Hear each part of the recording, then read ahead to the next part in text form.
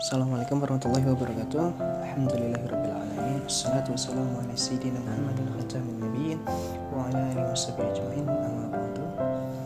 Alhamdulillah, pada kesempatan kali ini kita masih dapat berkumpul, dapat bertemu muka, bermuajah dalam mata pelajaran Sejarah dan Kebudayaan Islam untuk kelas 3. Baik, pada pembahasan kali ini kita akan masuk ke poin C, melanjuti yang kemarin, di mana pada poin C ini di halaman 24, silakan dibuka LKS-nya. Itu adalah nilai-nilai positif pada masyarakat Arab pra-Islam ya, sebelum Islam.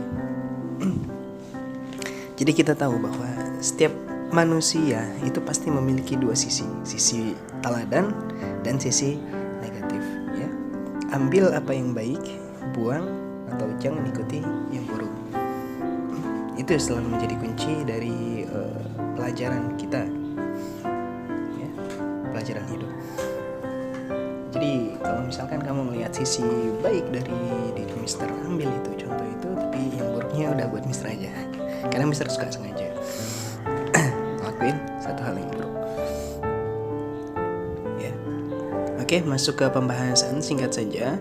Bangsa Arab pada masa jahiliyah memang tidak memiliki moral yang sesuai dengan syariat Islam. Artinya apa? Ketika masyarakat Arab waktu itu, kenapa mereka banyak diutus para nabi dan rasul? Karena tugas nabi dan rasul itu makarimal akhlak ya, memperbaiki akhlak. Kenapa jarang di Indonesia, atau mungkin nggak ada nabi yang dari Indonesia? Sebetulnya Mister nggak setuju ketika teman-teman atau kalian menganggap bahwa di Indonesia ini nggak ada nabi ya, karena jumlah nabi itu ada 124.000, jumlah rasulnya ada 314. Mungkin nggak ada dari 124.000 itu di Indonesia, seperti itu ya. Tentunya pasti ada. Hanya saja sejarah kita terlalu terlalu sempit gitu, referensinya untuk mengkaji ke arah sana.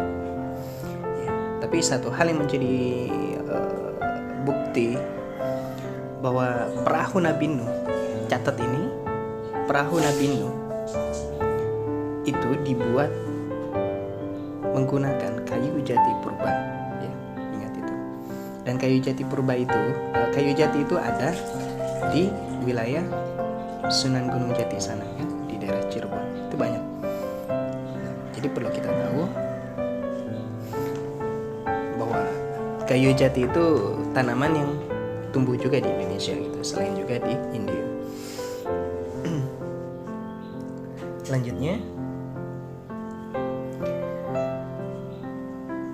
berbagai macam perilaku buruk menjadi kebiasaan masyarakat pada saat itu, seperti berjudi, minum minuman keras, ya. Namun di sisi lain ada nilai-nilai positif pada masa itu ya, pada masa sebelum Islam. Salah satunya, yang pertama, mereka itu dermawan, suka menolong.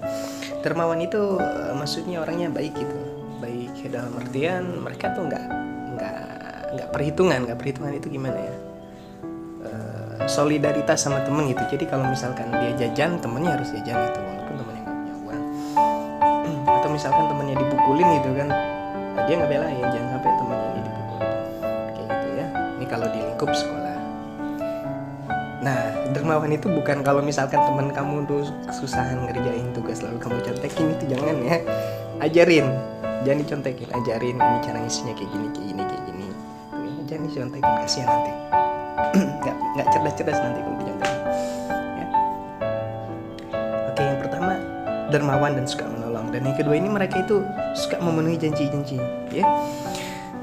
Jadi mereka itu kalau punya janji itu pasti dipenuhin kayak gitu, ya. Jadi kalau misalkan nanti saya datang jam sekian, nanti ketemu di sini ya, itu mereka pasti datang. Yang ketiga itu mereka tidak mau dihina ataupun dizolimi ya. Nah, ini salah satu bentuk sisi positif yang juga merupakan arogansi. Sisi positif yang juga merupakan arogansi, bagian dari arogansi. Mereka tidak mau dihina. Ini juga banyak terjadi pada masyarakat Indonesia hari ini.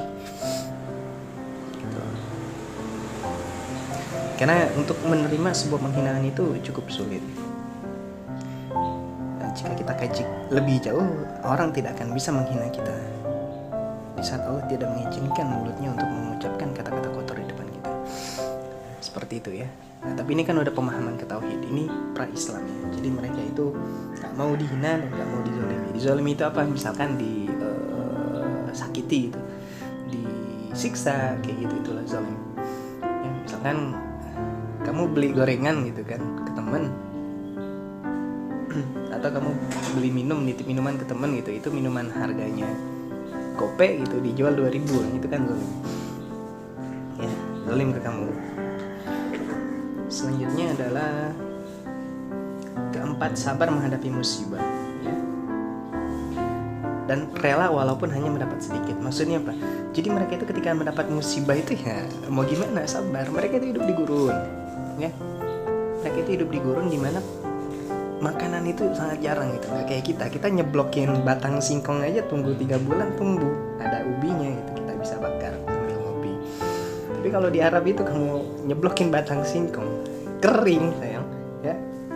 Jadi mereka itu suka, nah ini mereka itu suka berperang. Tadi kan sudah di awal sudah dijelaskan pada pertemuan-pertemuan sebelumnya, mereka itu suka perang karena mereka lapar. Kalau nggak perang mereka nggak punya persediaan makanan yang cukup gitu, kuasa mereka mungkin sedikit, itu ya.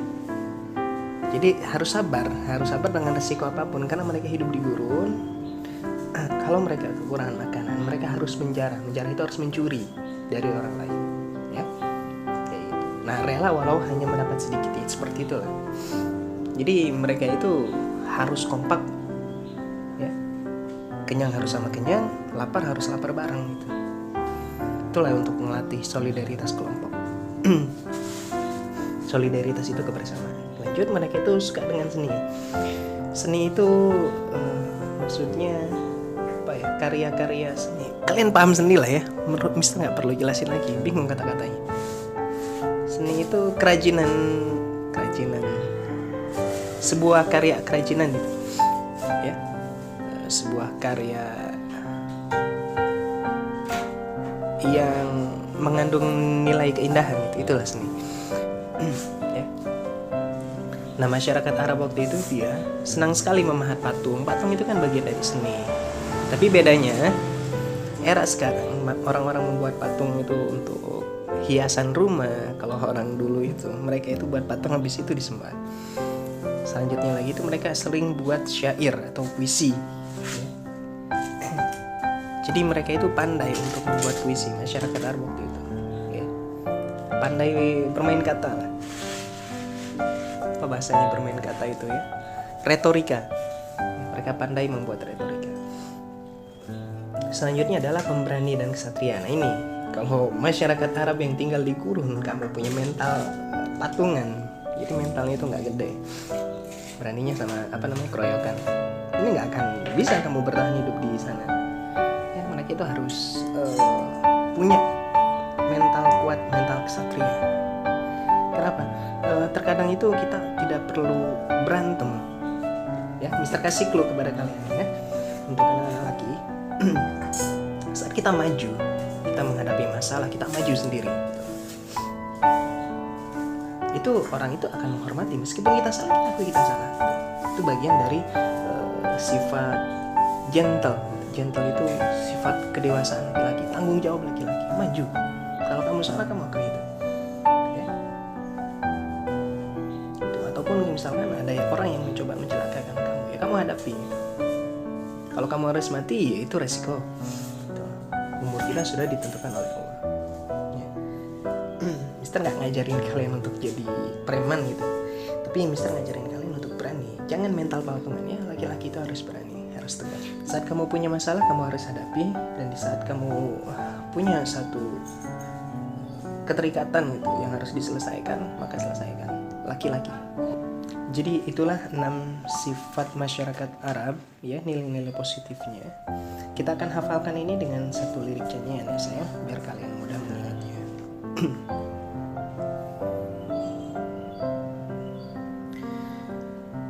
Perilaku positif Arab jahiliyah. Satu, dermawan suka menolong. Dua, memenuhi janji-janji dan tak mengingkarinya. Tiga, tak mau dihina dizolimi. Empat, sabar menghadapi musibah. Lima, mereka mencintai seni. Enam, kesatria pemberani. Itu materi hari ini, silakan dihafal ya sayang. Semoga kalian sehat selalu, semangat belajarnya ya. Assalamualaikum.